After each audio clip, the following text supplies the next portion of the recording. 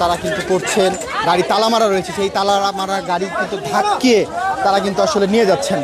আমরা যেমনটি দেখছি পুলিশের সামনেই কিন্তু আসলে এটি ঘটছে। আইনশৃঙ্খলা বাহিনীর সদস্যদের যে সব অবস্থান সেটি রয়েছে, অভিযানটি শুরু হয়েছে। আমরা যেমনটি দেখছি যে রাস্তার মাঝেই কিন্তু আসলে অটোরিকশা এবং ভ্যান সহ যে সকল গাড়িগুলো রয়েছে সেই সকল গাড়িগুলোকে চার্জ দেওয়ার যে ব্যবস্থা সেটি কিন্তু রাখা হয়েছে। অটোরিকশাগুলোকে পুলিশের যে ভ্যান সেই ভ্যানে তুলে নিয়ে যাওয়া হচ্ছে। এছাড়াও অনেক চালকরাই আমরা দেখতে পাচ্ছি যারা আসলে আগে থেকে বুঝতে পেরেছেন তারা কিন্তু গাড়ির যে বিভিন্ন যন্ত্রাংশ সেই যন্ত্রাংশগুলো তারা খুলে নিয়ে যাওয়ার চেষ্টা করছেন। তেমন গাড়ির যে অবৈধভাবে যে চার্জ দেওয়ার যে ব্যবস্থা সেটি কিন্তু রয়েছে এবং সেই বিষয়টিকে কিন্তু যাতে চার্জ না দিতে পারে সেই জন্যই কিন্তু আসলে এই অভিযানটি পরিচালনা করা হচ্ছে। আইন শৃঙ্খলা বাহিনীর সদস্যরা রয়েছে, বিদ্যুৎ বিভাগের সদস্যরা রয়েছে এবং তাদেরকে মিলেই কিন্তু আসলে এই অভিযানটি পরিচালনা করা হচ্ছে।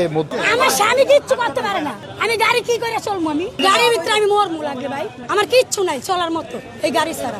আমার ছোট ছোট 3টা সন্তান, এই সন্তান নিয়ে আমি কি করে খামো? আমার গাড়ি নিয়ে গেলে আমার স্বামী গেছে দেশে, তা আমি কি করে চলবো?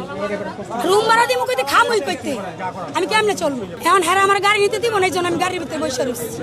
আমার 3 সন্তান, আমি 2টা সন্তান বাসায় ফেলাই তুইস ছোট ছোট অবৈধ ভাবে কি ভাই? আমি নিজে বানাই দিচ্ছি আমার স্বামীকে চালানির জন্য। আমার স্বামী বেড়াইতে গেছে এই টাইমে হামলা দিচ্ছে, না অবৈধ ভাবে দেয় না, কেমনে দেয় আমি এটা তো জানি না ভাইয়া।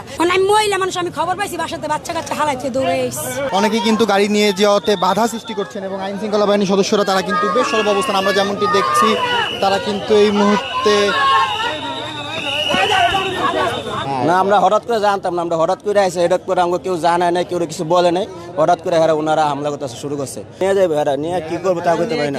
নিয়ে অনেক সময় আমাদের কোনো চাকরি বাকরি নাই, আমরা কিস্তি নিয়েছি, কিস্তি নিয়ে গাড়ি করছি, আমরা কিস্তি নিয়েছি মা বাপ ছেলে সন্তান মানুষ করতে আছি।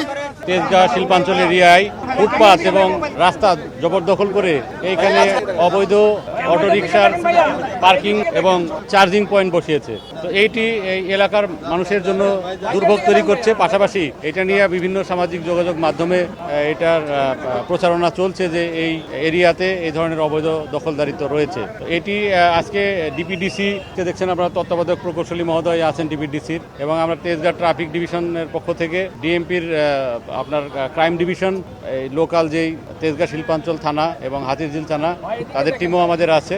আমরা সম্মিলিতভাবে আজকে এখানে এসেছি এই চার্জিং পয়েন্টটা উচ্ছেদ করার জন্য।